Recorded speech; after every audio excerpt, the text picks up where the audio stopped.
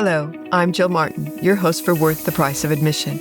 As a concert photographer, I had the incredible opportunity to capture unforgettable moments and connect personally with some of the most extraordinary people of our time. I'm deeply inspired by how individuals overcome obstacles to achieve their dreams. Join me as my guests reveal their unique journeys and untold stories, giving you an intimate look behind the scenes of their lives and explore the unforgettable experiences that have shaped who they are today. Each episode is crafted to inspire, educate, and entertain.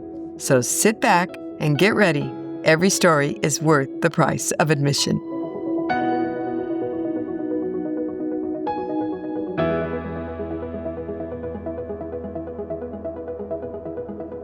Hi, I'm Jill Martin, and anybody who knows me well knows how much I love the music industry. And today my guest is singer-songwriter Dave Revels. Dave started out as one of the drifters back in the day, and he's here to share his stories, his songwriting, the laughter, the tears, the struggle. Stay tuned. Thank you, Dave, for coming today. Oh, man, my pleasure. And it's been a while since we've seen each other at the Cutting Room several years ago. Yeah. I think it was your birthday. Yes. And I watched you and your wife perform, and it was a wonderful evening. So we've been trying to get together since then. Yeah, persistence pays off between both of us, right? There we go. We're going to backtrack a little bit. So what's your earliest memory of music? Davy Crockett, king of the old. Wow. Because my name is Dave. Yes. My uncle used to call me Davy. And I remember hearing that on the radio, Davy Crockett. So that was my first recollection of any kind of music that stuck in my head. So you like to sing? Or did you find that out later? Or it sort of like insinuated itself into my soul. It didn't really take hold of me until high school. Freshman year in high school, Erasmus Hall in Flatbush. I auditioned for a solo. I don't know to this day why I auditioned. They held the audition. I still remember the song. Are you ready, my brother? Are you ready for your journey? Mm-hmm. Do you want to see your Jesus? And that's what I used. Where did I find the song and pick the song from? I haven't a clue. But that's what I auditioned to, and I got the solo. Did you continue after that when you? Yeah. In high school, that's when you find people, your first girlfriend, your first best friend, and all that stuff. So like-minded folks who also enjoyed music, they heard me singing, so they started gravitating towards me in high school. And we found each other that way, and then I formed my first group in high school. And that's when the interest really started to, take hold. Yeah. Did your family think that you should choose something else? Did you have any pressure from that? No, why would you ask me that one? So I discovered something very recent. My mother's always indulged me. My mother, she always let me have my free reign of what I wanted to be and do. And I found out from one of my cousins, we were on my birthday in Jamaica, because we brought a lot of friends and family down to my birthday in Jamaica, my 70th. And one of my cousins says, your mother was very upset that you chose music. She wanted you to be a doctor. And she was very, upset. And I went, I would never have known, because she didn't once let on that she was disappointed that I chose music. She just let me do it. So it gave me another layer of who my mother was when I discovered that tidbit of news, So you were actually born in England. In England, okay. Yes, my father is a United States Air Force Master Sergeant. And so I was born in England and then came to the States.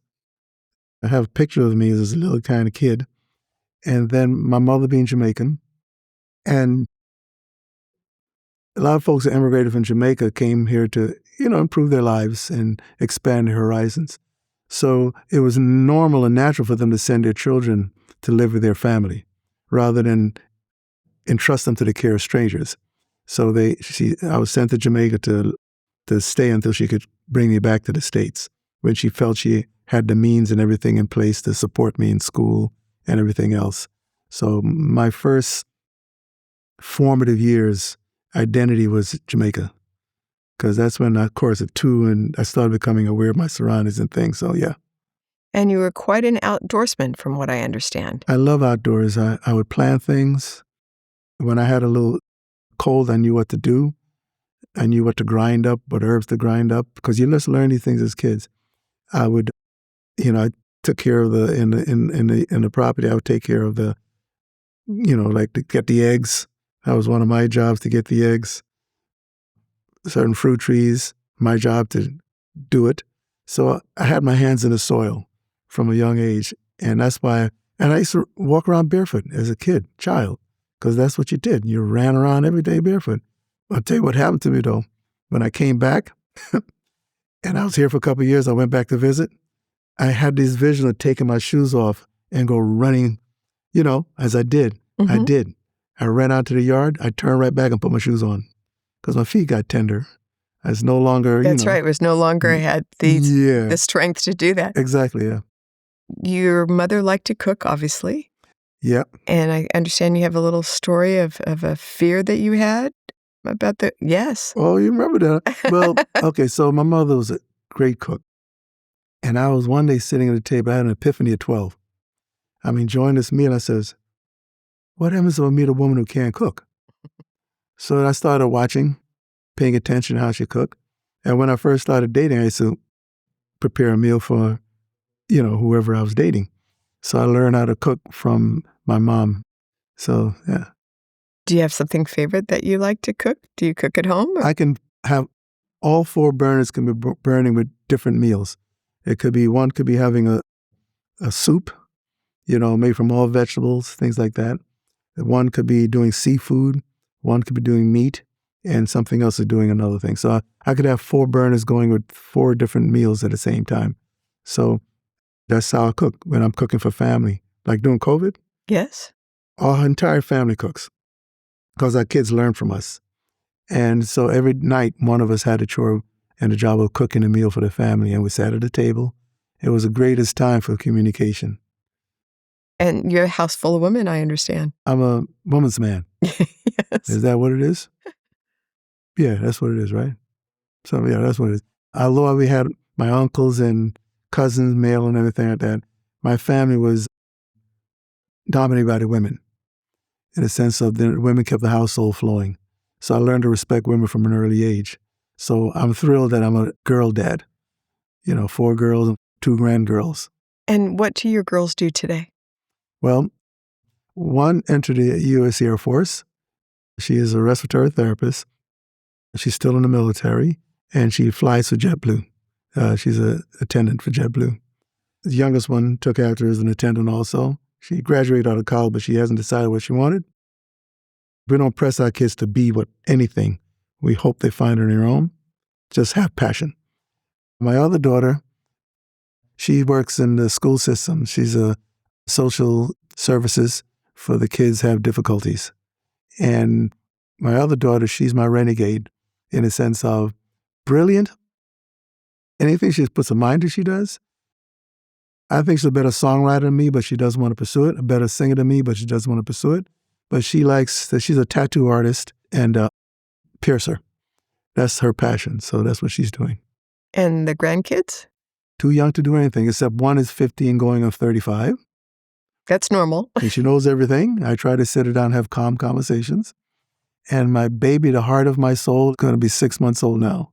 Oh. And I like her. I love her, but I like her. Mm-hmm. And I'm thinking about her now. I well up a little because of how much I like her. Oh. Yeah. And so just your wife is a singer in all your productions?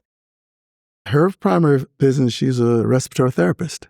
She's been a respiratory therapist for over 40 years. She's only 32, but she's been a therapist for 40 years. And with her she worked at the #1 trauma center in New York at the time, Jacoby Hospital in the Bronx. Yes. And if it was on the news, some trauma case, my wife was at the head of the bed because she worked the respiratory side of the trauma.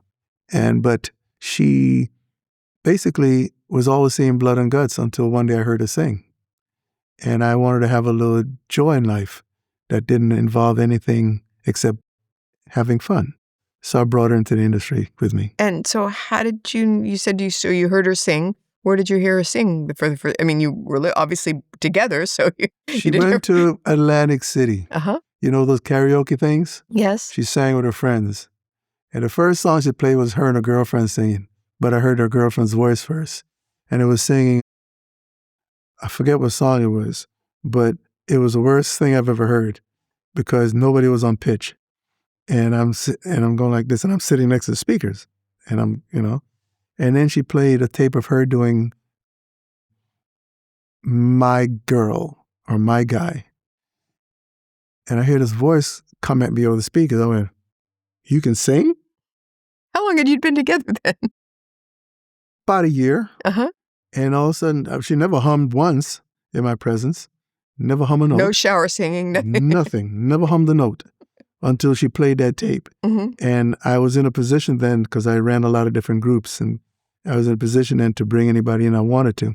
So I said, why don't I give her an opportunity to experience just something that hasn't had the stress of seeing someone get ill or expire, And does she enjoy it? She loves it, except when I push her to do things she doesn't think she can do. But I always tell her I never push anybody to do anything if I don't think they're capable of it. They just need to understand that they can.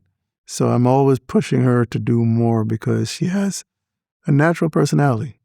And I try to stress to her when she does that, don't try to make up any personality on stage. Just be you. And people, will enjoy you. And where did you learn to be you? I was blessed, okay? First of all, I lived the American dream. I'm blessed.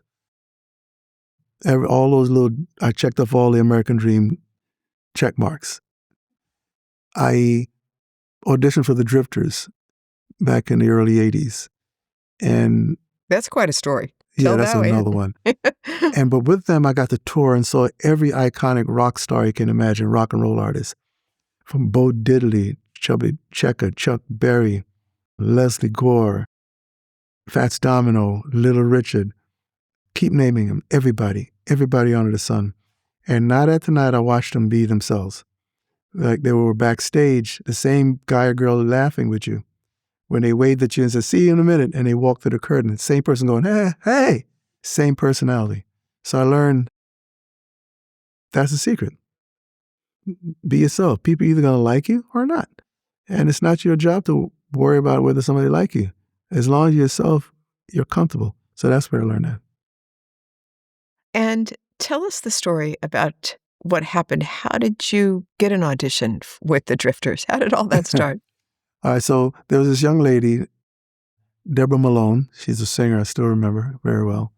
I did a favor for her. I did a show for her in something that she couldn't make. So as a thank you, she set up 2 auditions for me on the same day. One was for the 10 Man of the Road tour of The Wiz, and the other was audition for the Drifters. And because it just let 2 people go. And I did the show the night before, and I was too tired to go to the Wiz audition, but I can make the Drifters. So I walk in, they put me through the paces. I never heard of any, I didn't follow Drifters, so I didn't know the music. I knew George Benson's version of On Broadway. So that's what I auditioned with. Then they put me through some choreography stuff, and I did all the dancing. And then at the end of the audition, they said to me, "Do you own a tuxedo?" I said, "Yeah." They said, "Okay, meet us at 125th Street and 2nd Avenue at 5 o'clock. We have a show tonight." Thank God for the tuxedo. Yeah. So I'm on stage with Monticello, New York, the fire department. That's what the show was for. And I'm on stage with people right as close as you, looking up at me, singing the words, the songs I'm just learning. And I had to smile, had to dance, had to, and still remember my harmony parts and thrown into the fire like that, deep end. And that's how it all started. So when you were standing on that street corner waiting for them to pick you up in a tuxedo. No. Oh, you hadn't changed into it yet? No, you got it in your bag. Okay, you got it in the bag. No, I'm Okay. not walking any 125th Street in 2nd Avenue. But you're waiting. You're waiting, yeah. For this. What was going through your mind? It's surprisingly nothing. Because I'm like this, right? If I get an opportunity, I embrace it. I'm not afraid. Because my attitude is if the opportunity is presented to me, it's mine to have. So what am I afraid of? It's mine. So I didn't have any of those trepidations like, oh my gosh, oh my gosh, oh my gosh. No, I was just waiting for them to pick me up. And that's how I've been with everything I do. There's a lot of songs that group sang. obviously many before you joined them. Did you have a favorite on stage that you liked more than others that they did? Oh, man. There's so many good ones. There's so many good ones. So many good ones. This Magic Moment, Say Your Last Dance, to me, Under the Boardwalk is a fun song because it's just fun. There Goes My Baby. The early stuff with Clyde, the fact of his first tenure, the first Drifter formation, Drip Drop. You know the landlord rang my front doorbell. I let it ring for a long, long spell. Money, honey. Did you always sing like this? I mean, when you first started to sing, this was the voice that came out, right? I don't know. Because it's beautiful. I don't know. Anything I've ever listened to, it's great. Well, they call me I'm a vocal chameleon. Matter of fact, an artist called me a chameleon because I hear tones, and so I'm able to hear everybody's tone. So I can literally alter my voice to sound like someone else because I listen to their tone and I just register it. It's like some musicians know keys on the keyboard. I know voice. And who helped you fine-tune it? Probably many people, I would think. Sure. There was a gentleman named Jimmy Sigler. He was Bunny Sigler's brother, the one who wrote Love Train for the OJs. Remember that song? Yes, I do. And he was a songwriter, producer, him and his brother. And I met Jimmy. He was doing a play. I went to Brooklyn College at the time, and he was doing a play called Sister Salvation, and he asked me to star in a role. So he was a mentor. So he was a keyboard player, so naturally I worked with him on his songs, so I learned how to be disciplined and not stray from someone's melody. Because when you work with a songwriter producer, they have a melody. And so you have to sing their melody, and you embellish it with your own natural tones, but learn the discipline of staying within the realms of something that was written. But I've been blessed with a lot of mentors, and casual mentors, like conversations I've had with people like Benny King. I asked Benny one time, I said, Benny, what advice would you give a budding songwriter? Because he wrote all those great songs. And he said, be yourself. Write from your heart. Don't follow anybody. Don't copy anybody because it's already been done. And if one of your songs gets discovered, your entire catalog becomes a marvel because now everybody want to hear what you sound like. So I've stuck to that. And am I rich and famous? No, but I'm very comfortable being who I am. And if one of my songs becomes that where somebody hears it and go, wow, let me hear what else he's done, then I will fulfill Benny's statement. Well, I've heard a few of your songs, and they're pretty darn good. Thanks. Do you play instruments as well? So, interesting question. I've been asked, what instruments you play? I say I play musicians. I've been blessed to work with so many phenomenal musicians that I learned to call on them for different things I needed. I learned to study their styles. If I am writing a song like this, then I'll get this musician because this is how they play the instrument, that drummer, that bass player. So I learned how to play musicians. So I know exactly what they sound like, how they work with each other. So yeah, I play musicians. Dave, I read somewhere that it was hard touring with the Drifters for you. Please tell us.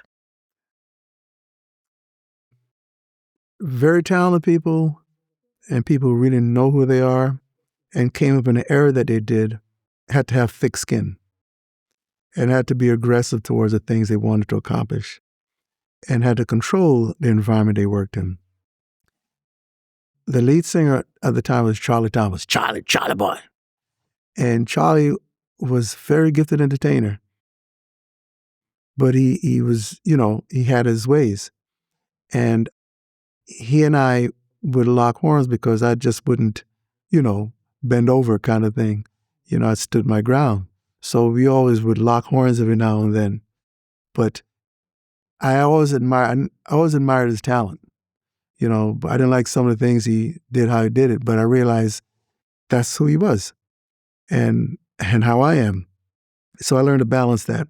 But the hardest part of that was the number of days I toured.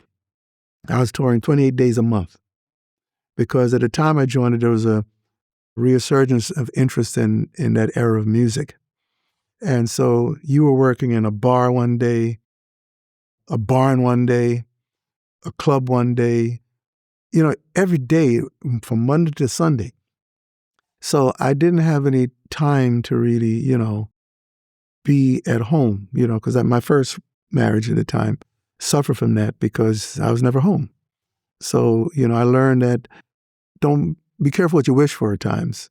And if you're not able to handle it at a certain time, you learn. So I learned from that one. So that was the toughest part, was not being home like I wanted to be or should be. And how long did you stay with the Drifters? Almost 10 years, almost 10 years. And during that tenure, I learned a lot. I studied everybody I worked around. I was watching production. I was watching producers. I was watching musicians. I was watching the theater. I was watching the front of the house. I was watching the theater manor. I just was paying attention. Because of your passion, because that's what you wanted to do for the rest of your life? You wanted to have your own thing? All of those things, or? I'm a control freak. You're a control freak? I think that's what it is. Really? I don't like to walk into things that I'm not sure about. Okay. So I like to learn as much about it as I possibly can so that I can handle the unexpected, which will always happen. So I think from an early age, I've always been the kind of person that, okay, so what happens if this happens? And if that happens, how are we going to do this? How are we going to adjust to that? So I'd always be the guy paying attention to the what ifs, because I always assume what ifs happen. So that's always been my nature. I like even myself. Okay, first before I sang any lead, I sang background. And why is that? I've never heard that. That's fabulous. Well, I think you become a better lead singer when you're a better background singer, because you really know harmonics. You know where the voice sits within the arrangement, and you also know how to make room for the lead. And you learn how to make room for all the instruments in the composition. Because sometimes what I hate, there's a lyric from the Grateful Dead that I always recall, where they say, "When I can't hear the song for the singer," meaning the singer's riffing all over the place, putting 10 syllables in a 2-syllable word, and they're doing so much of that it tires me out to listen to them. And at the end of it, I can't remember the song. So I've learned that being a background singer, you learn the discipline of the staying in your lane and respecting everybody else's lane. Well, I understand you a little bit more now, because when I met you at the Cutting Room several years ago, and you were obviously going to perform there. What an incredible room that is. Yeah. But prior to that, I was there early, and you went around and checked everything.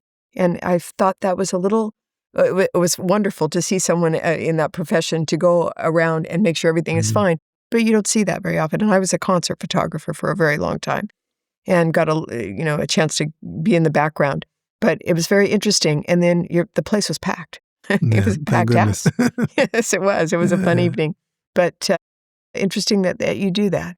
When you auditioned for the Drifters, did you audition for anybody else? No, I had my own groups. I was forming my own groups. The control thing again. I would bring in vocalists, and the first thing I ever learned was a cappella, because I was blessed at 14 years old to meet the Persuasions, the legendary group. And one of the members, Jayotis Washington, took me on his wing and taught me harmony. So naturally, I started singing a cappella first, because that's what from first learning. And so it started like that, So I was doing up until the time I auditioned for the Drifters, I had my own groups, or I was songwriting or working with another producer on songs. But then the Drifters audition came along, and it changed the trajectory of my life. The Persuasions came after that or before that? Yeah. Okay. They're the real genesis of my entire career. I learned harmony, the most fundamental thing to learn if you're going to sing. And Jayotis Washington, thank God he's the last member left alive from the Persuasions, taught me harmony. So it helped me win the audition with the Drifters, because I knew harmony. So that's where it all started for me, was with them. And everything else came from that moment. You obviously had challenges in your life, like most of us. What got you through those?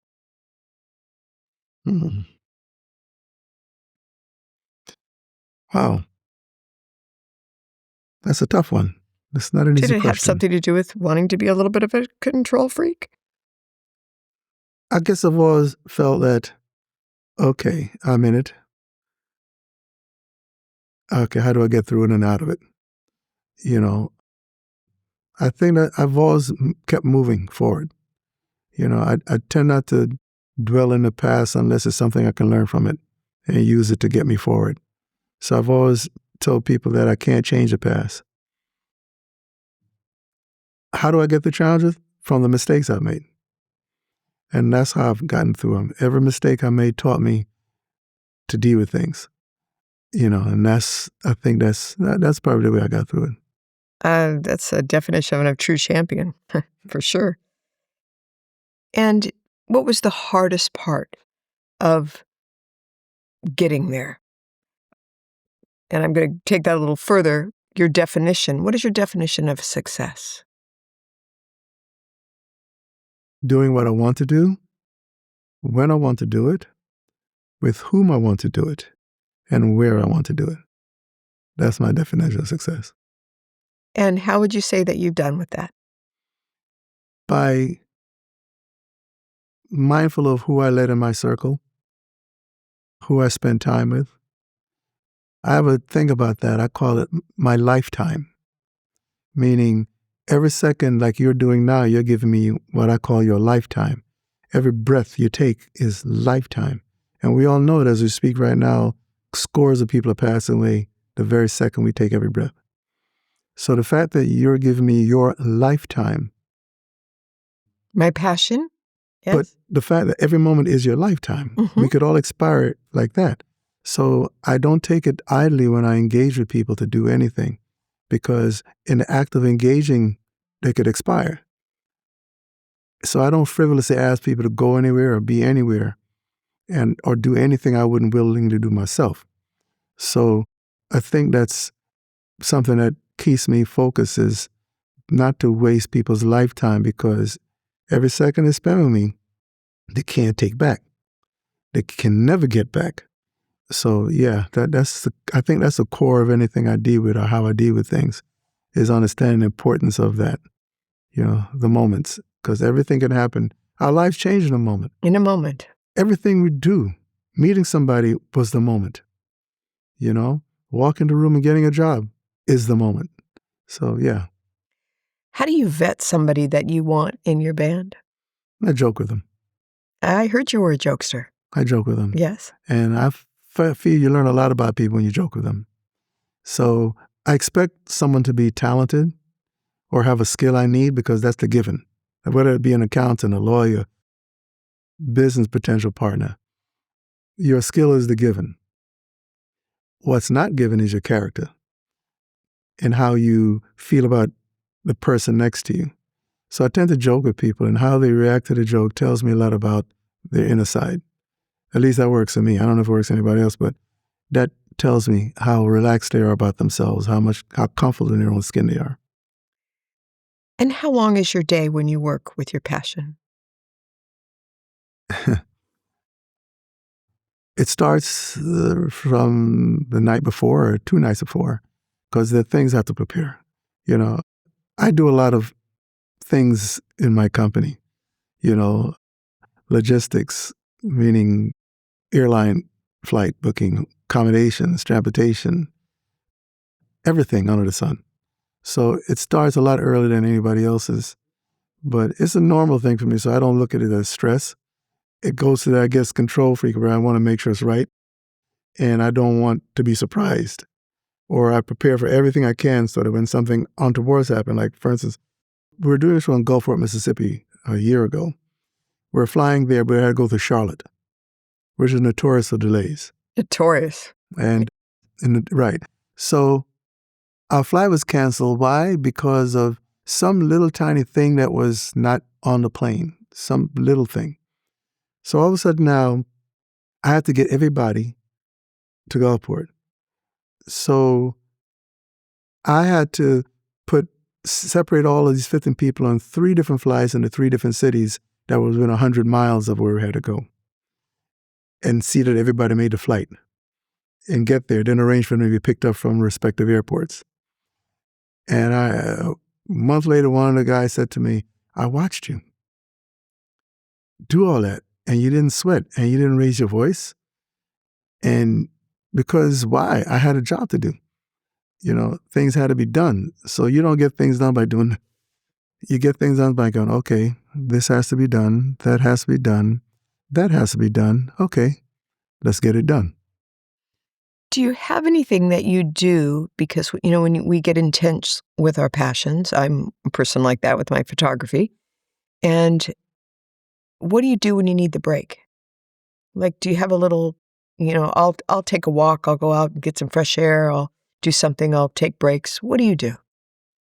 In the moment or in the moment? In a moment? I think I take a deep breath, just relax for a second, but what keeps me knowing, okay, it goes back to what it says, it has to be done. And if I don't do it, who's going to do it? So that's what calms me, is knowing that it has to be done. And it has to be done in a certain way. Yeah. So Correct. I think that's it. I don't have any super ritual except that it has to be done. And if it's not done, chaos takes place. I don't like chaos, except my wife thinks I do because she sees I'm helter-skelter about everything else. I'm the absent-minded professor. Certain things I don't pay attention to when it's not. I think that's a guy thing, sorry, but. Is that what it is? Well, but yeah. But when it comes to that, it's just what it is, What about hobbies? Do you have something that you do when you're not doing music or? Fishing. Fishing. I love to fish. When I go fishing, I don't take my cell phone. If anybody's with me, I'm not interested in talking. I don't want to talk. We're not there to talk. We're there to, one thing is this, baiting the hook, casting, watching the line hit that water, watching that bobbin hit, watching the line run, and bringing that fish in, doing that over and over. And I'm peaceful doing that. And then going home, cleaning the fish myself. There's a bucket here. I'm sitting here at my, cleaning one fish at a time. And when there's no more fish and I fish around, it's empty, and I know I'm done. And at night when I go to sleep, I see the line running. You like it that much? It takes me down to sleep, yeah, because I see the line running. And how often do you get to do that? Not often enough. But I have friends who know that I like to fish. I fish in the fjords of Norway. There's a friend there. He's a well-known painter. So he's Trygve Amundsen. Took me fishing on the fjord when my daughter, when she was 10. I fly into a city. My friend meets me with a fishing pole and takes me fishing. Things like that. They know what I like. That's your time. Yeah, that's my cool time. Hardest moment of your music career? Oh, yeah. But what a lesson. My first record deal, it was at a CBS subsidiary called Lynx Records. My group opened up for Chaka Khan. Oh, loved her. And it was at the town hall in Manhattan at the time, back in the 1900s. Okay. And we did a great show, man. And in the audience was people like, all the royalties of music was there because it was Chaka Khan. And drummer, who our manager had warned us about because he was the reckless one in the group. Yeah, a couple of his girlfriends came in on the arms of other artists. Won't mention the artist's name because they had no business. That's not their, had nothing to do with what calamity took place. They spotted each other and a fight broke out. The fight tumbled into Chaka's dressing room. And the photographers were about to take a picture that was going to be in Billboard magazine. And the camera came up and the ruckus came up and the cameras went down. The picture was never taken. And we were ordered out of the building to get our stuff and get out. And it was shattering for the group because we were this close to our brass ring. You imagine these young men and I have it shattered. A couple of guys never recovered from the experience to this day because there was their vision, their dream. Me, I said, oh, well, I guess it wasn't meant for me to have it right now. That's what I said. That's exactly what I said. Well, I guess it wasn't meant right now. Where did you get that attitude from? I don't know. Probably my mom and the fact that I had a very stable childhood. Uh-huh. I think it's important. where things got done. And I guess it had to be my childhood. It had to be my uncles, the things they said to me in passing that stuck. But that's what I did. And you want to hear something? Had that happened, had it not happened, the picture was taken, and my life would have taken off because I was a lead singer, and I was good, design my own costumes. I didn't wear a shirt. I had this like gold necklace and, capri pants and ballet slippers and stuff. I was play congas and I So had you my did thing. play it. Yes. Yes. Okay. See, I caught you. That is one. Yeah. Okay. I'll tell you my wild days, my drums and mother game. That's another story. But I wouldn't have the family I have today. I wouldn't have the wife I have. I wouldn't have the children I have. I would have had another trajectory of life. And back then, it was wild and free. There was drugs, sex, and alcohol. And everywhere you went, all those things were made available to you. I didn't like it. I didn't take it. But every time somebody would shake your hand back then, your hand would come away with some parcel in your hand. Because that's how they got close to artists, by giving them things. I would just throw it away. I was interested. I didn't like anything clouding my mind, So, but that's the trajectory that would have taken me on. So my life would have been somewhere else. And a lot of my contemporaries back from that period, they either died young or got involved in some kind of a illicit drug or whatever you want to call it. Some didn't, but too many did. And how would you say the music industry has changed since you started? I would think that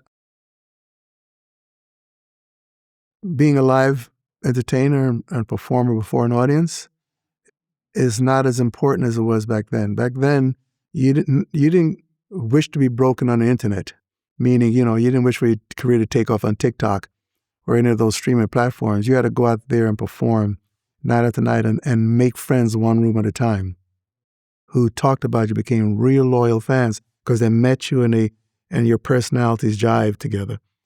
Now, it's heavily weighted on social media outlets. And there are less of real entertainers, I think, than there are back then. Being an entertainer was part of the formula. Back when I came up with all the groups seeing the, Bo Diddley, the Drifters, the Coasters, any group I saw, they were loaded with personality. And it's because they developed that over the years and years.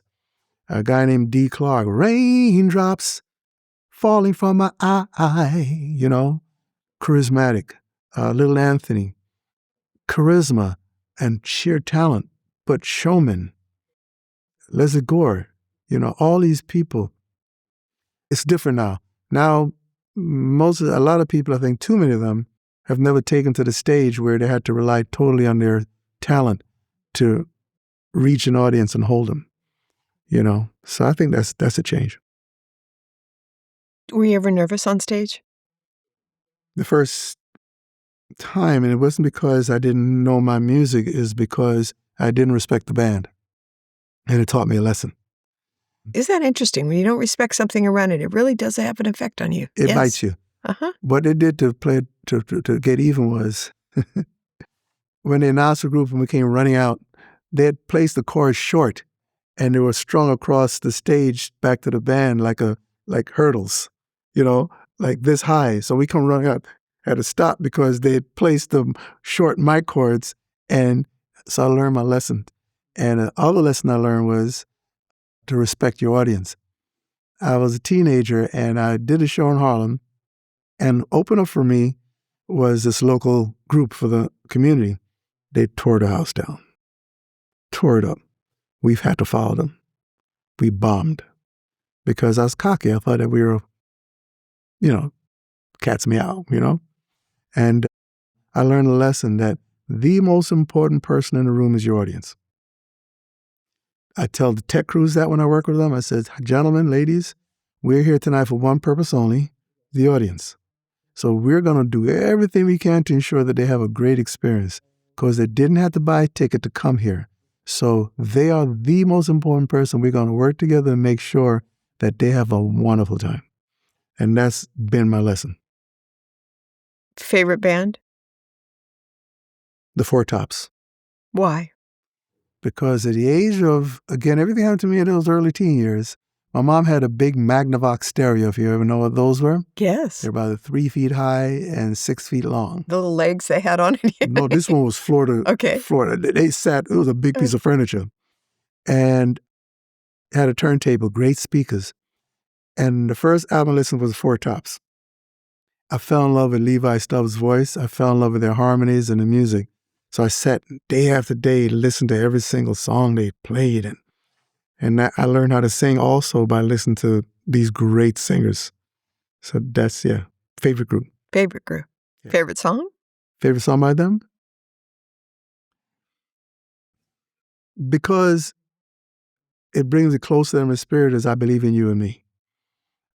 It was a signature song done by Levi in the later years. And it was the last song he ever performed in front of an audience.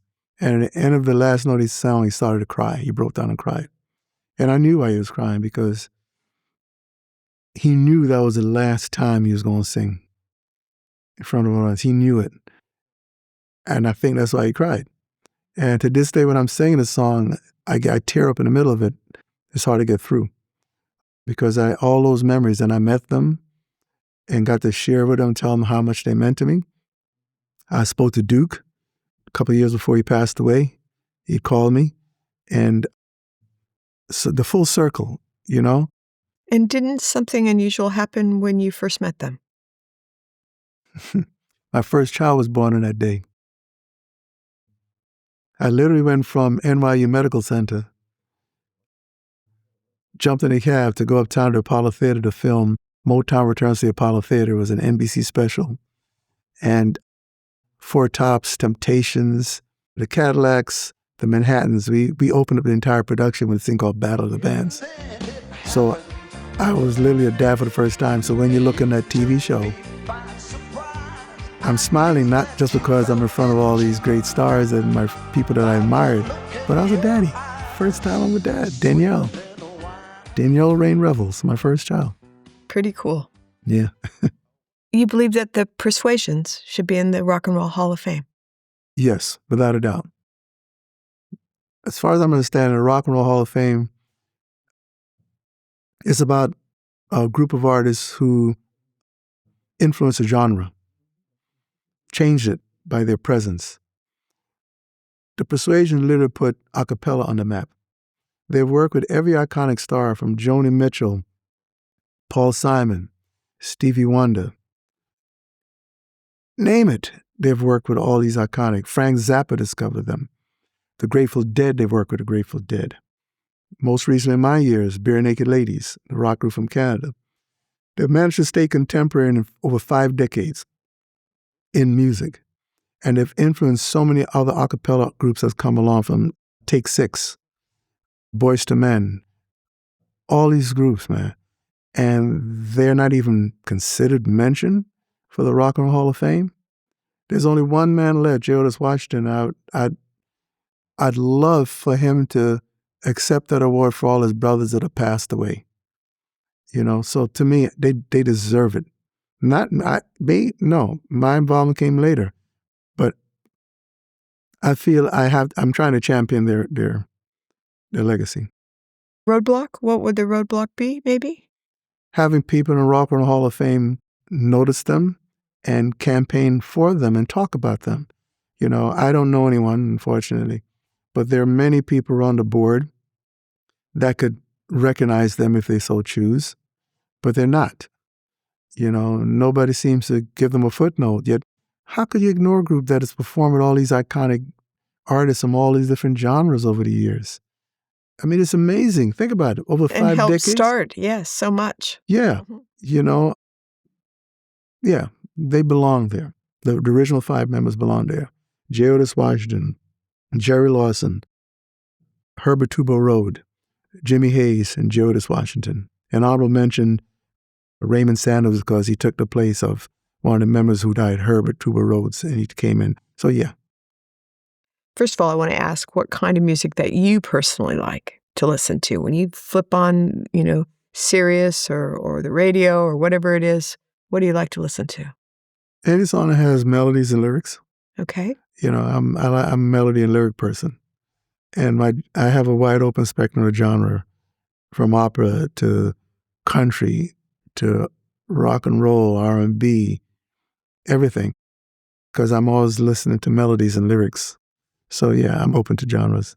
And songwriting, when did you discover or have the desire to be a songwriter? I think it just gradually just seeped into my soul. I had something to say, and I wanted to write about it. I think I'm on the spectrum of having an empathic sense. I sense things, whether it be auras of people or a situation, and it gnaws away at me until I start writing it down. I started writing basically prose before I started writing music. I have reams of books where I wrote prose, not with any intent to be anything, but I just wrote. There's something I want to say, something I had to talk about, I would write. And gradually, when I found the first band, it started introducing songs. It became more, because words have cadence. Words have cadence. Words have cadence. Words have cadence. Words have cadence. So then it has a rhythm to it and the melody comes to it. So I think it was a natural progression from. And is your book of prose the same as your book of lyrics? A lot of it became lyrics because I drew from that. Yes. Where you distill it down. I have lyrics today where I have a ream of lyrics called Muse, my muse, where whatever comes to my mind, I'll write it down. And every now and then I'll go through it and say, oh, that's a nice line. So walk me through the process of writing a song. It's different every time. Some songs have hit me with a melody. There's something that starts resonating, a melody. Like over COVID, I wrote a song called Anytime You're Close to Me. Great song. That song came about because we couldn't touch anybody outside of a family. We couldn't be close to anybody. So I wanted to write a song about Anytime You're Close to Me. And the song goes, anytime you're close to me, I get falling down drunk in love, higher than the clouds above, anytime you're close to me. So I wrote the song about something that we couldn't do. And how often do you write every day? When you feel the feeling, you've got your book with you to write down notes. Some people make it a discipline to write something every day. For me, I have to be inspired. So it's not a ritual where I sit down and pick a topic and write about it. It's not my style. My style is if something moves me, if something bothers me, or if something I sense, I wanted to elaborate on, or somebody I may know who's going through something, and they share with me. Like, for instance, a friend of mine, years ago, I wrote a song called 100,000 Million Reasons. He was living in the Normandy Apartments in Manhattan. Do you know where that is? Yes, I do. Okay. So I'm in his apartment, and his wife is a lawyer. He's a music contributor for, television and stuff like that. And they were going to break up. And he was telling me how it didn't matter. It's okay, I know we're going to break up. I know, it's okay. I knew it wasn't. So on the way home, I started humming. And the song came out, 100,000 Reasons. You had 100,000 reasons why you fell in love. There must be 100,000 reasons one to stay together or give it another try. That song came from trying to write about my friend's situation. And how do you know that your song is done? In other words, you've compiled all of these thoughts, notes, gone through your process, and what determines that it's done? I'm done saying what I had to say. Okay, good answer. And that's it. Yeah. How many songs have you written? I don't know. Too many? I don't know. Not enough. Probably. I don't know. Literally, just before I got on the plane, when I was getting ready to get to the airport, I recall a song I wrote with a well-known jazz musician named Najee. And I had written the song, and he blew horn on it. And the song just came back to me. It was never released. And now I'm going to try and find him. It was a great song. And I started humming it. I said, man. And I didn't remember all the lyrics. But as I kept thinking about it, then I'm on the plane and the next verse came. Oh, that's what I wrote. So I wrote it because I think I have it written down in one of my books. I know it does. But in a moment, I was trying to recall the words. So yeah, that kind of a thing. And the songs that you're most proud of? I like to write songs of encouragement. Even the darkest cloud, I try to find something that says something. Like, I wrote a song recently called Kiss Tomorrow for Me. Because, what they say is the older we get, I won't say we're old because I hate when somebody says I'm old. The older we get, the more we're going to lose people. And if you're blessed to live 40 years or 50 years and lose no one close to you, you have no idea how blessed you are, because there are people who lose people at tender ages of 5, 6, 7. They lose their mom or their dad. So I want to write a song. It just came to me. I don't know where it came from, but in retrospect, I understand. I had to do it in a moment. It's from the side of the person who passed away, telling the living that I'm okay.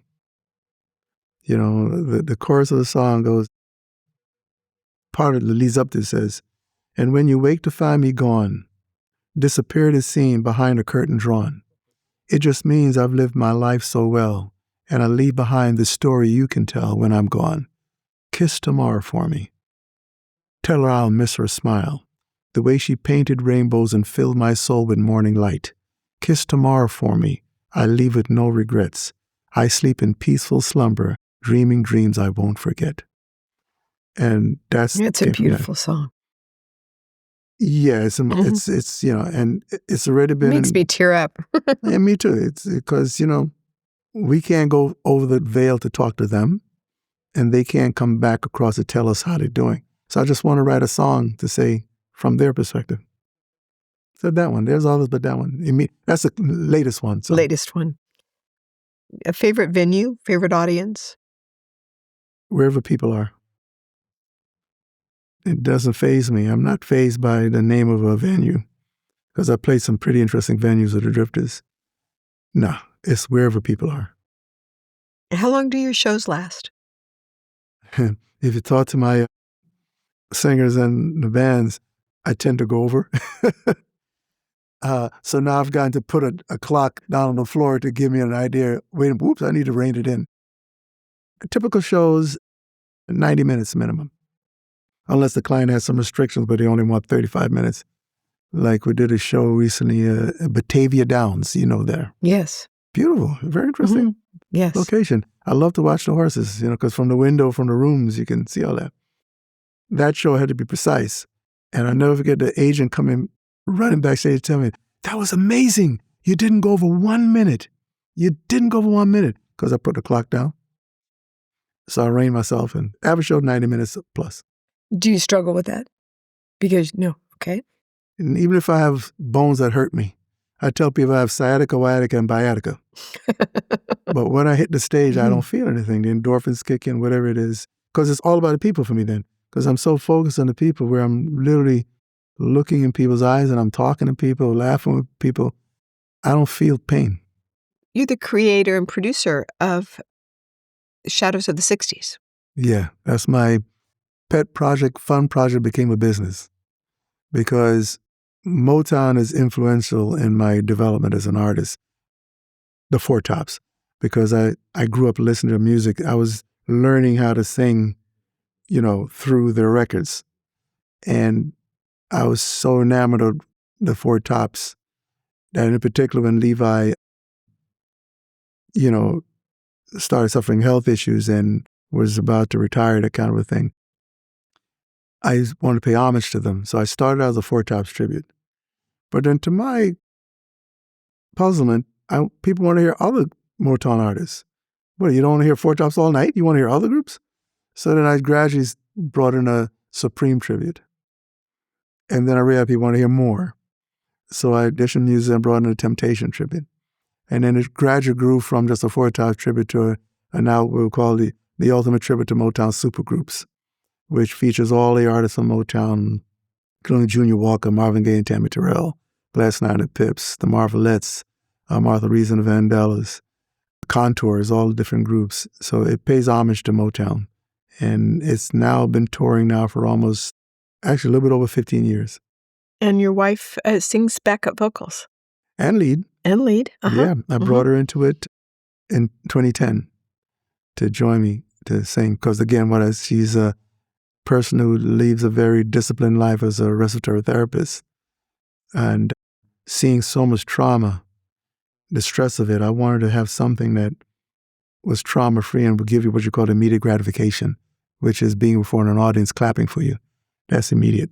So, yeah. It's a good feeling, isn't it? Great feeling. It renews your soul, you know.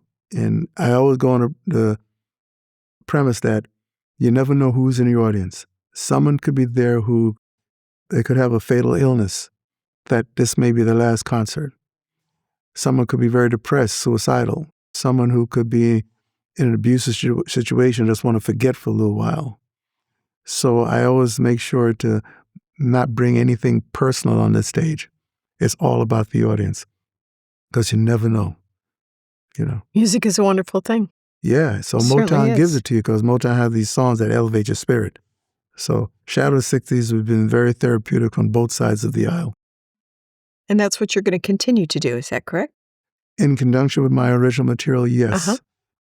Until the audience no longer wants to hear it or see it. It has its natural engine now. It's like it's got its own perpetual engine going. You know, we're getting bookings constantly, touring constantly year-round. It's got its own engine now. And the costumes are amazing. Thank you. My wife and I select those. We go shopping for those, the gowns and the men's clothing. Yes. Yeah, because I say it's from the shoes up. Because I tell the artists that people are looking you from your foot up when they come to a concert.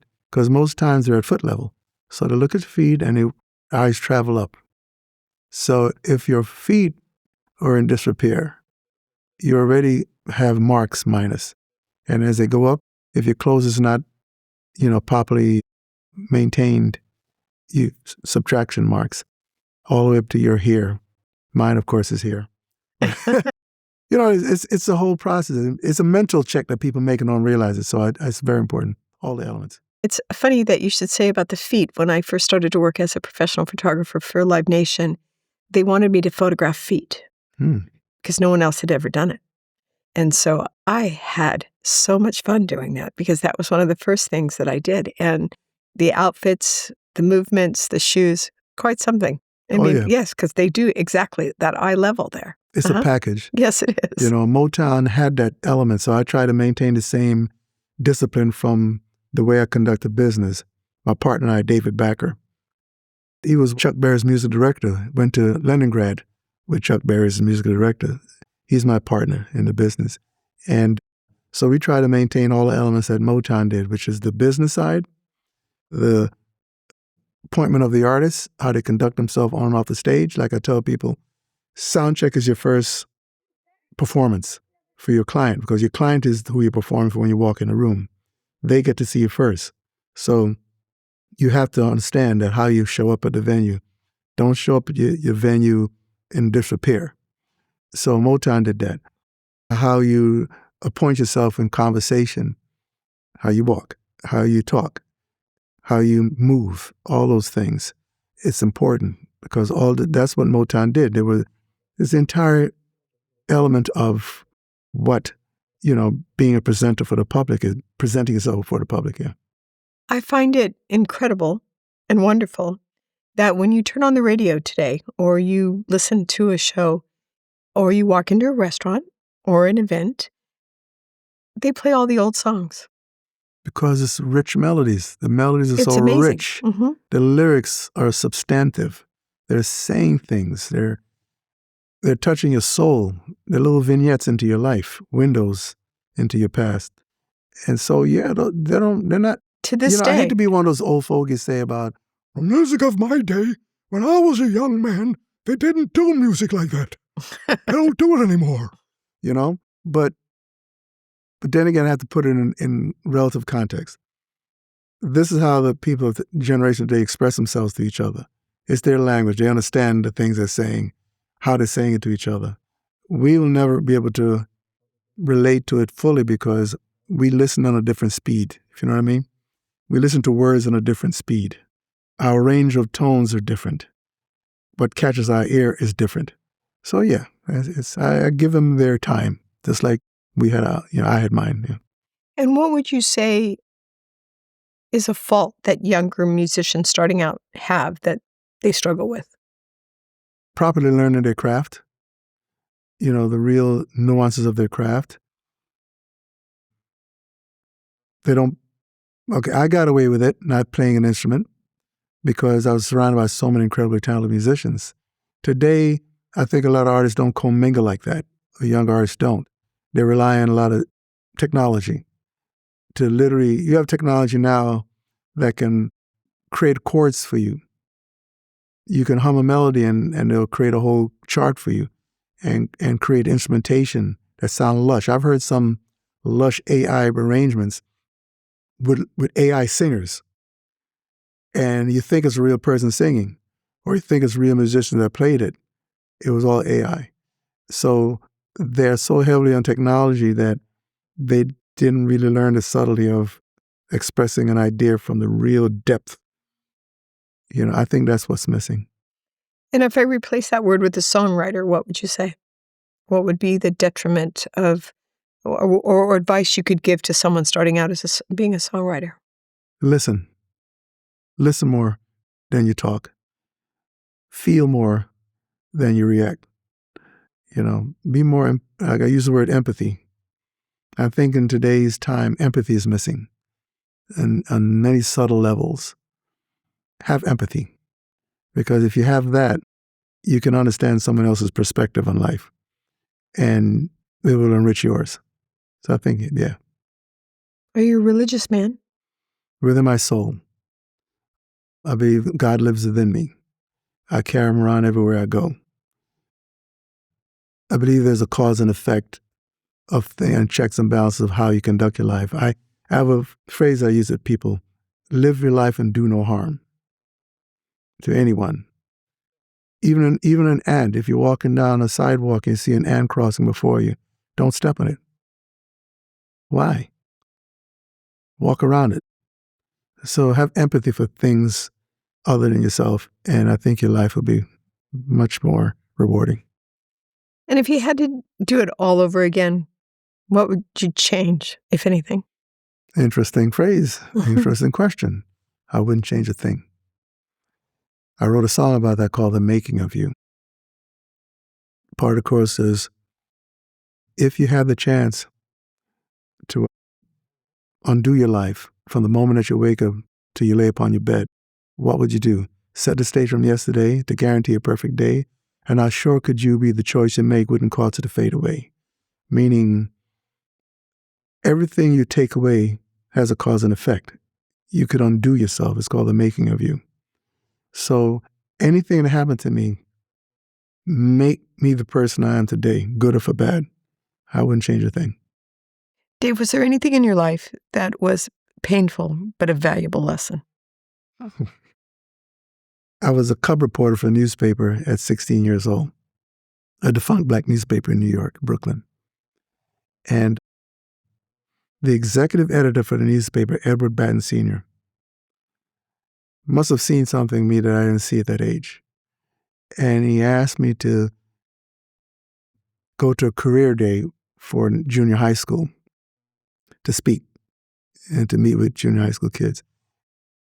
And I always have a habit of saying yes to things, to challenges. But I said yes at 16. That's where it all started, me saying yes. But in the very moment that I got the word out yes, I was filled with trepidation,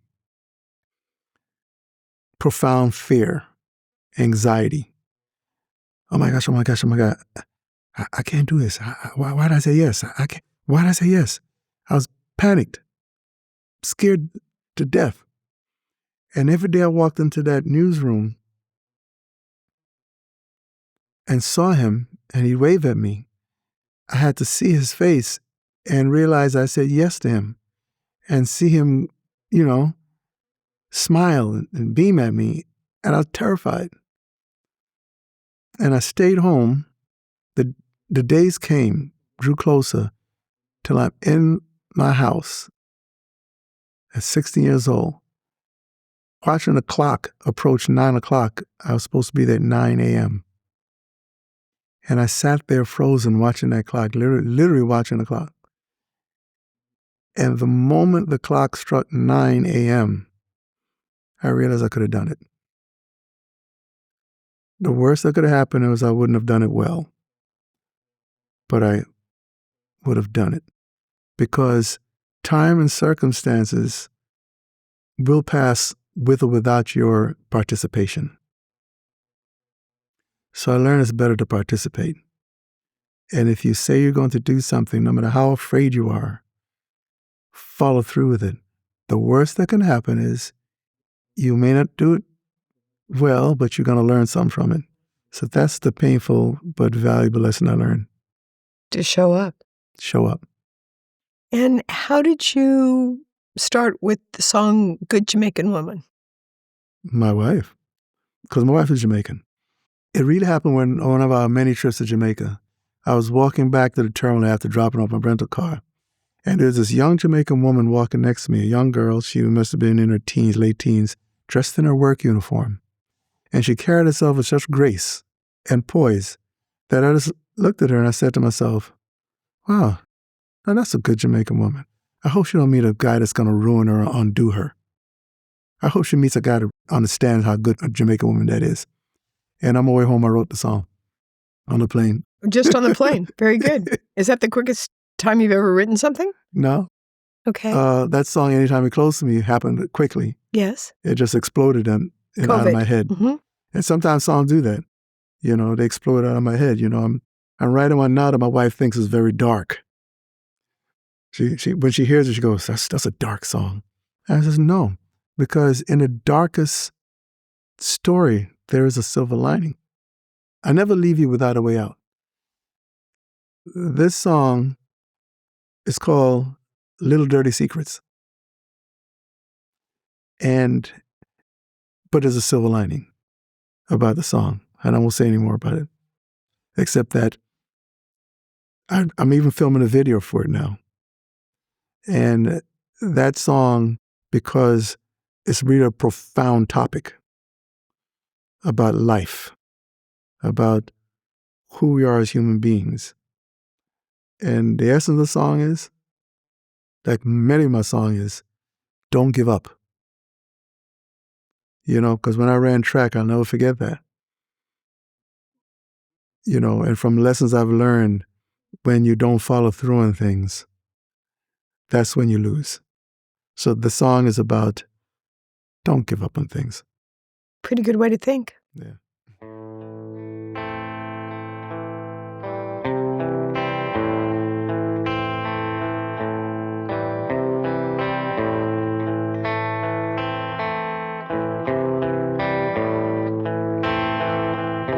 Here's a little dirty secret. Darkness can't escape the light. Some stones go unturned, and there are truths you'll never learn. But there may come a day when you just stop running, start to walk and say that it's done. Give up on the dream and say that it's over. Then watch the race you may have won.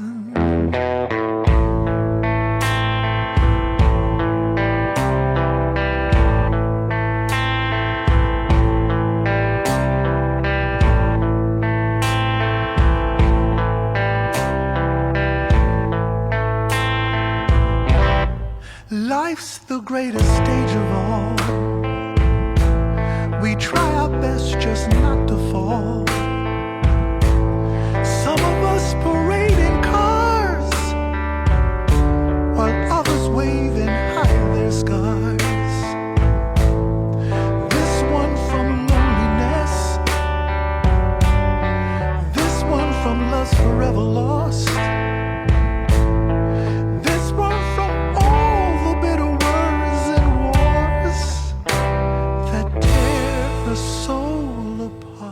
I read somewhere where you went to Peace Ranch in Ohio? Fur Peace Ranch. For Peace Ranch, okay.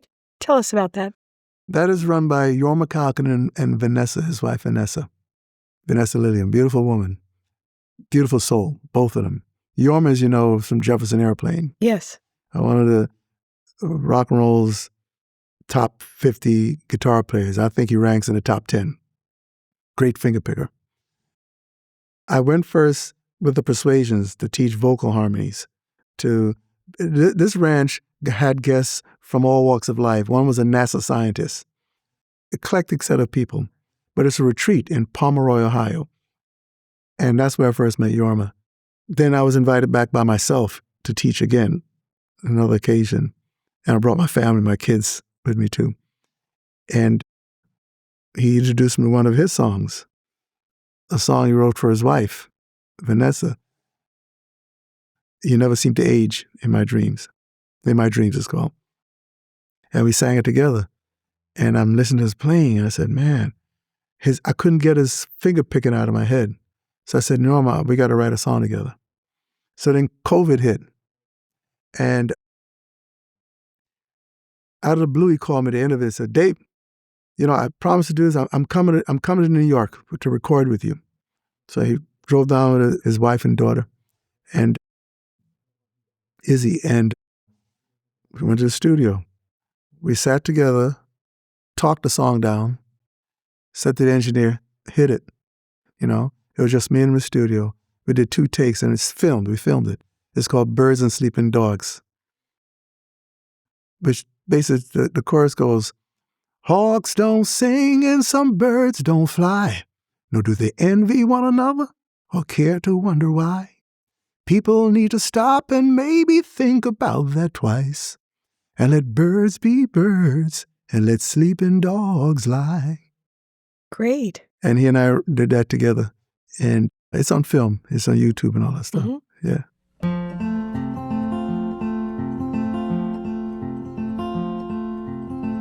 I need to wake up with my dreams firmly in my hand. I won't lose them all to someone's grander plan. Some have tried to decide where I must stay or I should go. This is my country too, and I'll plant my seeds and grow.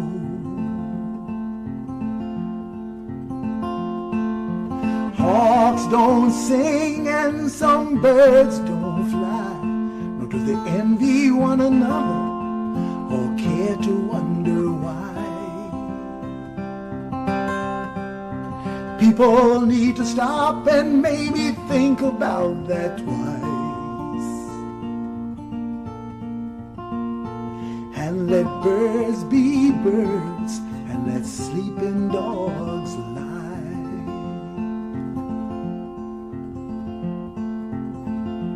It's the thrill seeker in me who needs to take that leap of faith. But Furby's Ranch doesn't exist anymore because of COVID. It closed, shuttered its door. It even had a Rock and Roll Hall of Fame museum sanctioned by the Hall of Fame that was there.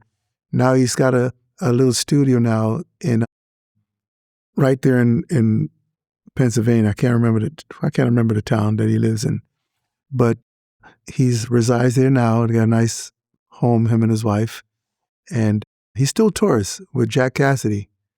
And they tour. We went to see him. My wife and I went to see him recently in upstate New York. And how many days a year are you on the road? Average about 60 days, different kind of venues, small to large. I understand you still put out vinyls. Yeah, because people like vinyl. Yes. People still like to pick that needle up, put it on a turntable, and play the music, And because CDs, believe it or not, is funny. Most the new cars don't have CD players. That's correct. It's all connected through the, to the net now. So CDs are no longer of value, truly. Vinyl is. So, yeah, I do live in and coming back more and more. Yeah, because people have turntables. Now a thing. Even young people have turntables. So I'm in the process now of releasing my next album on vinyl. That will be nice. Which I'm very excited about. It's more of an unplugged album. a lot of songs are just guitar and vocal or very stripped down. 'Cause I'm a storyteller, so I'm telling my stories. And didn't the New York Post give you a label? I'm a storyteller, so my vocals are conversational. I don't scream at you. Some songs are more dramatic. When I'm doing the four tops, of course, I'm more dramatic. And I use my voice depending on the song, the emphasis for the lyric. Some songs are quiet. Some songs are in a whispered register, like the song that's coming out.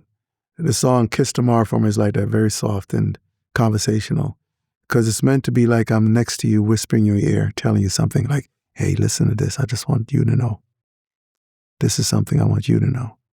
I'm not screaming to the world. I'm talking to the individual. And speaking of that, what do you want the world to know about Dave Revels? That I try to live my life doing no harm. That I try to be myself. Accolades are short-lived for the most part, because eventually people are forgotten or will forget your things you've done.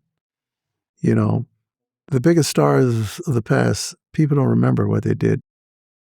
So it's not about so much what I've done, so much that I enjoy the people I knew. How about that? I enjoy being with the people I knew. Greatest attribute? That would mean me blowing some horn of mine.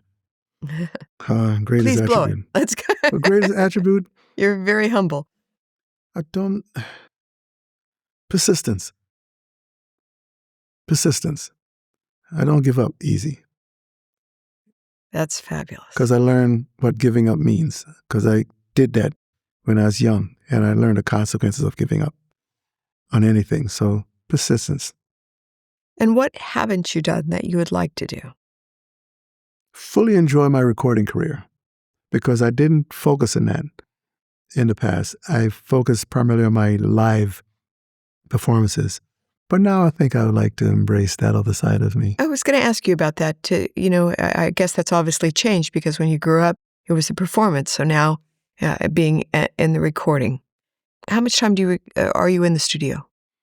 I'm in the studio at least a couple of times a month, because, but I'm on the phone with my collaborator talking about what we're going to do, because I'm touring all the time. But it's to reach people's ears, even if it's one person at a time, and if they share it with someone else.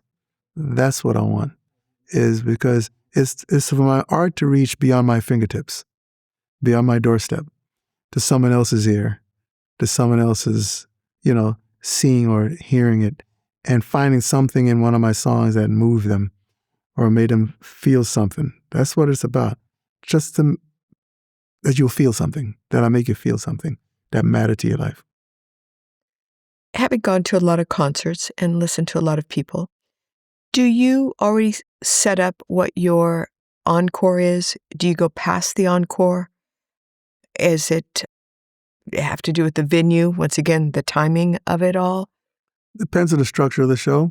Like with Shadows of the 60s, where that is a concert presentation, everything is time constraints. So you have to begin and end within a relative time of the show. Mm-hmm. So it has to be structured. In other words, every group has their set list with a moment of spontaneity, meaning that, they relate with the audience.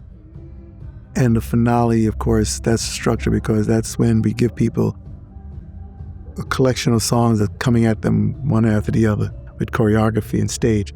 I call Shadow 60s Broadway on steroids. Okay. Because I treat it like Broadway, where you go to a lot of shows and you see the singer or the artist picking up water and drinking it in between the song, or one person's talking, somebody behind them is reaching for water and drinking it. Do you see that on Broadway? No. So why should I see it in a concert? So I stage my shows that you see like a Broadway production. Okay. There are no distractions. I never thought of that. Not one distraction. There's nobody bending down picking up water. We had one show that I did where the artist just had to have water. So you know what I did? I made it part of the show. I had someone in the wings dressed like a waiter, come out with a tray with a glass of water in a beautiful crystal glass and brought it out to the singer. She took her drink of water, handed it back, and the person turned and walked off. So since you had heavy water... There you go. That's Broadway. There you go. How many times have you gone past your set list? 99.9% of the time. I love that. I can't help it because it's in a moment. I'm constantly feeding off of people. And okay, I'll give you an example. I tell people every show is like my living room, meaning that if you come to my house, I'm going to make sure you're comfortable. How you doing? How was your day? So let's talk. So we're talking. So the conversation, somebody taps on my shoulder and says something to me. Oh, yeah. We're talking. So shows are like that for me. It's a conversation. So conversation don't happen 0.15 second to minute and a half. So I tend to always go over a few minutes. I try to rein it in, but in set lists, for me, for my portion of it, they know not to focus too heavy on my set list because if in the moment I feel something, I'm going to go left to right. And your band knows it all, so they're just going to flow with it. Because I say certain phrases they know. Certain phrases they know is a lead up to another song. So if I start talking about something, they know. Do they know what that is, though? Yeah. Oh, yeah. Okay, always they'll know what that is. Because my phrase or the phrase I use let them know he's going to plan C. So they move to that song. So that's part of the control thing where I said, guys, I'm prone to do this. You know this. You know what I say when I start talking about something. You know where it's going. So just get the song ready. But they know what song it's going to be. Yeah. Yes. Do you like my dress?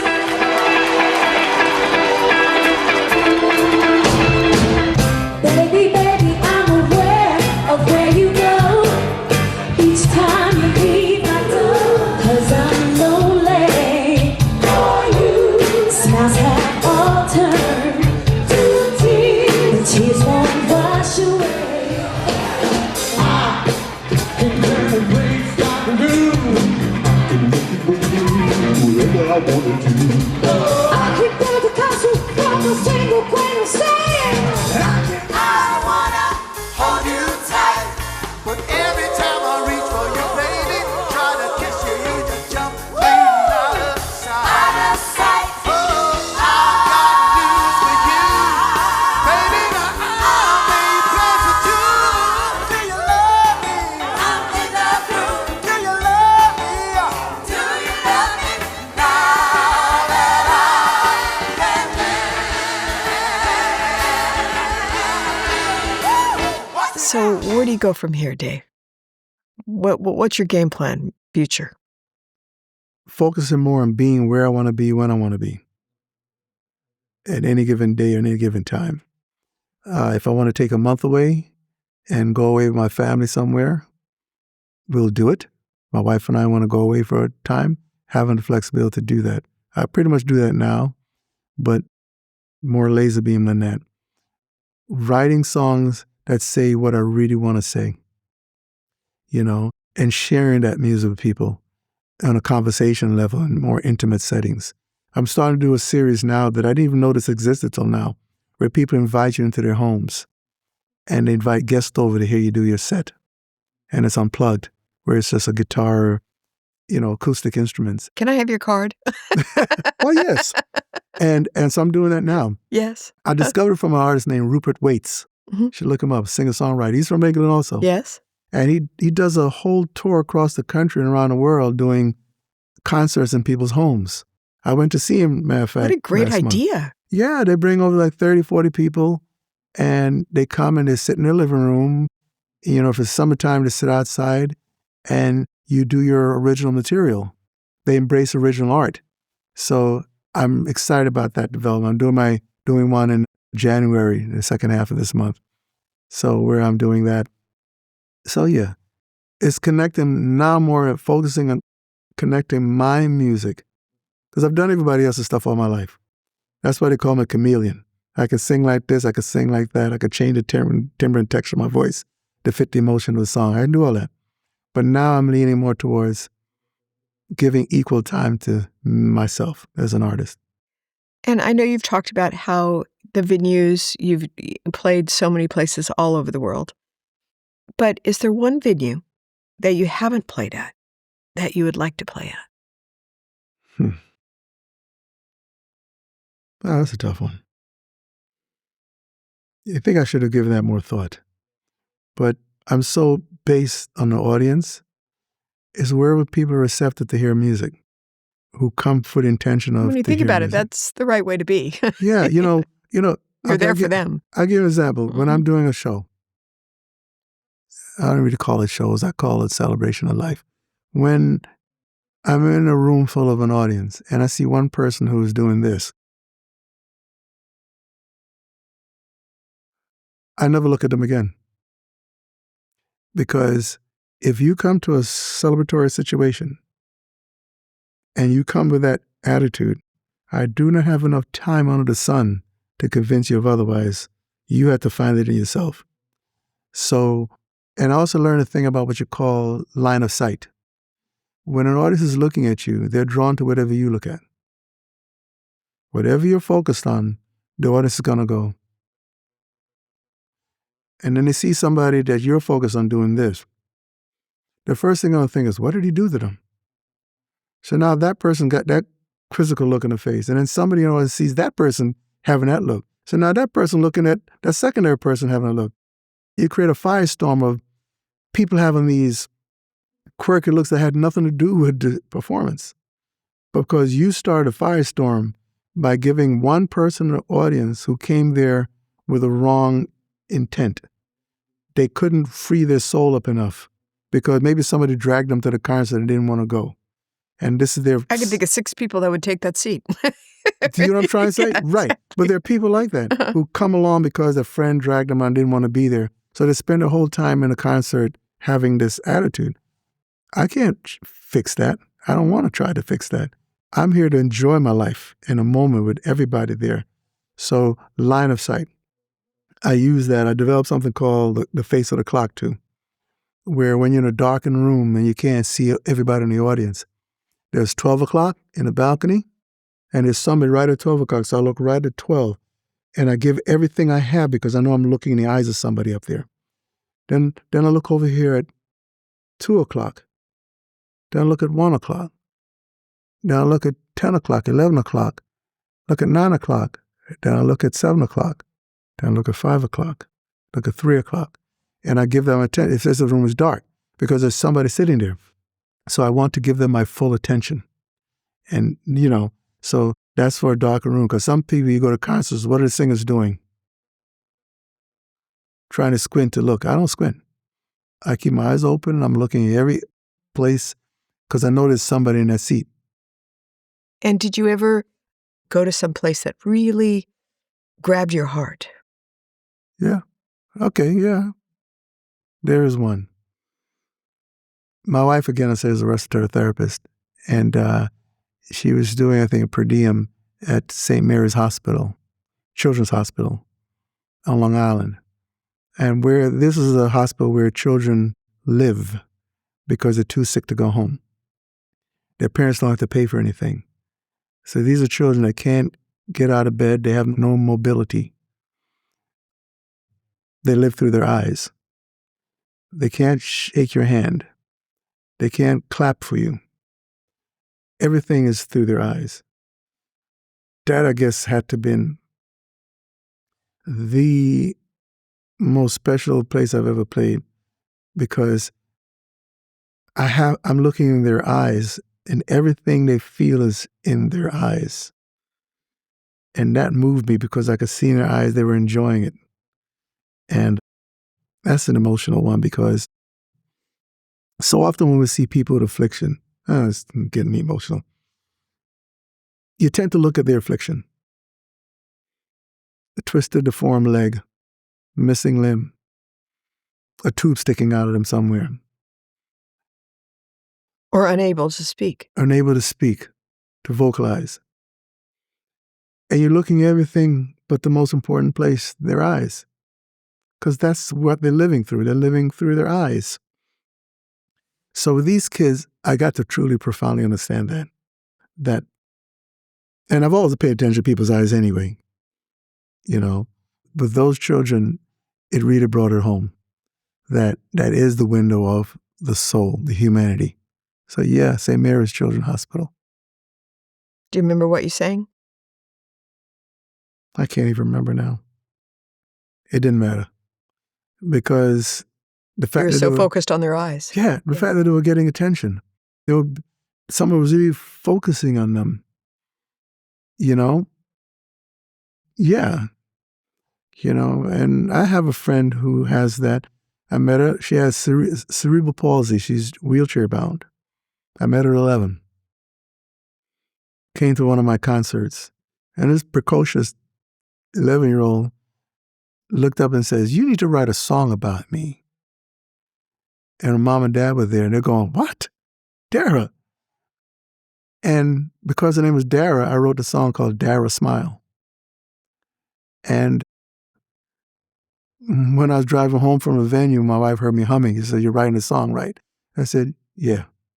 Because I promised I'd send them the song. And within 3 days, I recorded it and mailed it off to them. And they were shocked because they hear people say promises all the time. But that goes, your word is your bond. Don't That's give correct. it away, or else you'll devalue it. If you use your word and don't follow through, you've devalued yourself. Immensely. Yes, you have. Immensely. So follow through what you say you're going to do. But yeah, St. Mary's Children's Hospital. Great place. I bet you they'll remember that forever. I will. Dave, if you could perform with anyone, any era of time, any venue, whether they're here or passed away, who would it be? The Four Tops. I knew that answer. I have a photograph with me with all four members, standing between Levi Stubbs and Duke Fakir, the last member who just passed away. In that picture, it all comes back to me because I'm surrounded by people I idolized. And to have that picture to look at, because back then, you didn't take too many pictures or have the copies of it because you was a photographer who took it for the venue and they went off. But nobody walked around with a camera like that. And I have that picture, that memory, that meant so much to me. But yeah, I would have loved to actually be immersed in a group singing a song, even a rehearsal room. Not have to be on stage with anybody. Just if I was in a living room with them, their living room, just sitting around harmonizing, singing with them. That I would have loved to have had the experience to have done with them. I think you already have done that in your mind. Yes. Time and time again. Time and time again. And I'll tell you what somebody did. Somebody recently sent me a picture where they, you know the animation thing where they can put picture to motion? Yes. And bring the people to life in a minute? It creeped me out. Okay. Because I'm seeing myself moving with them and we're, and I would never share that image. I know the person meant well, but that wasn't them. And, it was a little unsettling seeing that motion like that because it kind of robbed me of my memory in that still picture of just in that picture in that moment. Uh-huh. So yeah, that's my most prized photo possession. Great. I just shared it on my Facebook page where I'm singing the same song called I Believe in You and Me, where I talk about my love of the Four Tops. It's on my Facebook page. Yes. Uh-huh. What's the best advice you've ever been given? Be myself. I think I knew the answer to that. Be yes. myself. Uh-huh. And I've watched from some of the greatest artists on earth have told me that. Because I used to ask questions. I used to ask questions of Dick Clark. I used to ask questions of Larry Klein, his producer for DCP. I'd ask him all kind of questions. Hey, what do you think of what's that? What? And they all gave me answers. So be yourself. I learned from all of them. Literally, if you're yourself, how can you go wrong? And if you're yourself, you won't care whether somebody is validating you or not. It's a momentary validation. It's not your whole life. Anyway, I can't validate someone or truly assess someone's life in 1 second to a certain degree. I can get a sense of who you are. That will give me a first foothold and maybe getting to know you better. So be yourself. And that's how I do it. And if you could only do one thing in a day, what would it be? Play with my granddaughter. I like that answer. I think somebody stole somebody's heart. Yeah. Well, this has been an amazing morning, and I'm so grateful that you came to share it with me. I'm welling up because I'm talking about my granddaughter. Sorry. Exactly. And you get to see her soon. Yes. Yeah. And so are we having more grandchildren? That's up to them. That's up to them. And two things I don't race my kids into because I have girls. Career choice and parenthood. Because I tell the ones who have children, I tell them all, I said, don't have a child until you're ready to be number two. Because once you have a child, you're never number one. You're forever number two. They come first. So until you're ready to accept that position, do not have a child. What about the grandchild? Hmm? What about the grandchild? What about them? Well, what number do they get? I'm teasing you. Yeah, right. We got one, we got two, so where does the grandchild? Oh, you mean who's Yes. my favorite? Yeah. No. Oh. Where do they in the pecking order? That's a tough one. You know what? They say the greatest gift of having children is being a grandparent. Being a grandparent and learning by the time you get grandkids not to push your agenda too hard. You know, you learn from the time that, you know what? The one thing I say with my kids is this, I'm not going to, even if I see what you can do great, I won't push you into it. Like my daughter is a tattoo artist and a piercer. This child has perfect pitch. She wrote a song at 10. Actually, she interpreted a lyric that was written by a young baseball phenom from the Dominican Republic that was being sponsored by someone here in the States. He wrote a letter to his dad. And the mentor gave me the letter and says, you know, said, can you put this to music? Because it was so poignant, the story, the essence of it. My daughter, I said to her, you're a child. Why don't you write how you feel if you didn't have your dad around? At 10, this child interpreted those lyrics as the greatest melody I've ever heard. I'll share it. I'll send it to you. Yes, thank you. It's called I Miss You So Much, Dad. And at 10, this child had perfect pitch in the studio. She knew how to adjust one headphone off so she could hear her real voice. Perfect control in the studio, sat when it was time for her to relax, sang when it's time for her to sing. But she doesn't want to pursue the arts like that.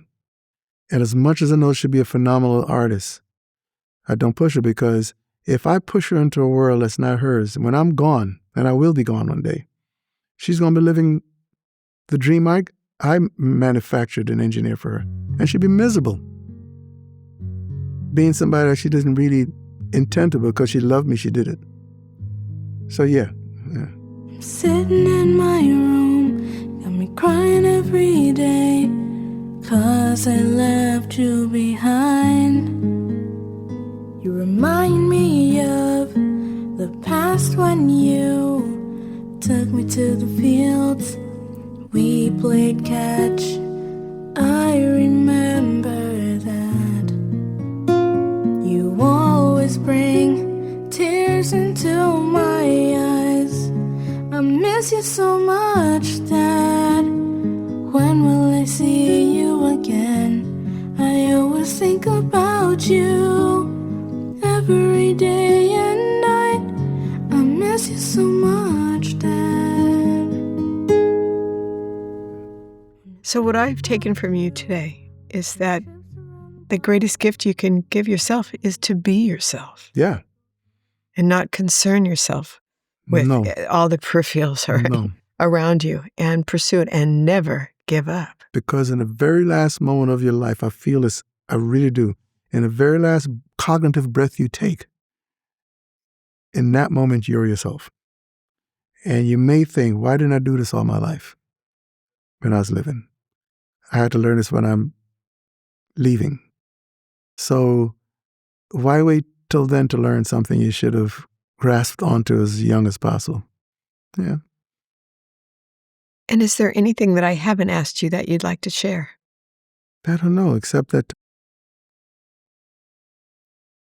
love more, judge less of people, you know, because I feel it's very important to have empathy. Because understand within yourself and not without yourself, meaning outside of yourself. And as far as anything else, if you get a chance, come see me perform.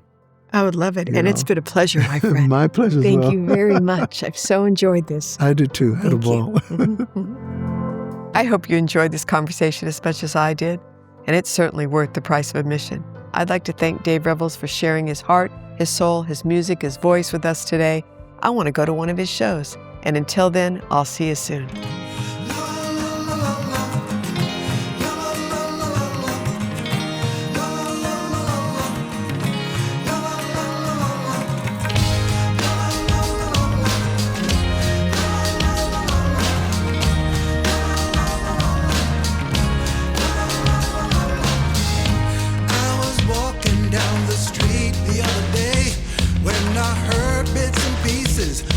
Some people had to say, so many were wishing for a better life, to be in a better place, and where were different choices in this world that be today.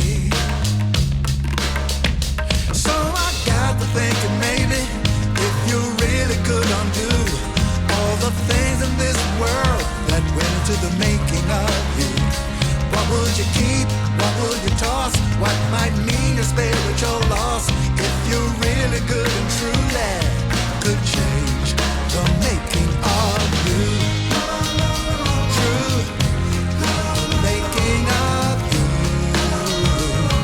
The good, the bad, the ugly in you. True, the making of you. Hello, everyone. I'm Jill Martin, and this is Worth the Price of Admission. Thank you for joining us today. If you'd like to see more of my shows about extraordinary people with amazing journeys, please come to my website, worththepriceofadmission.com. There you can discover shows that resonate with the themes we explore here on Worth the Price of Admission. And don't forget to sign up for the newsletter. By subscribing, you will be the first to know about new shows, exclusive content, and special events. It is the best way to stay connected and ensure you'll never miss a moment of inspiration.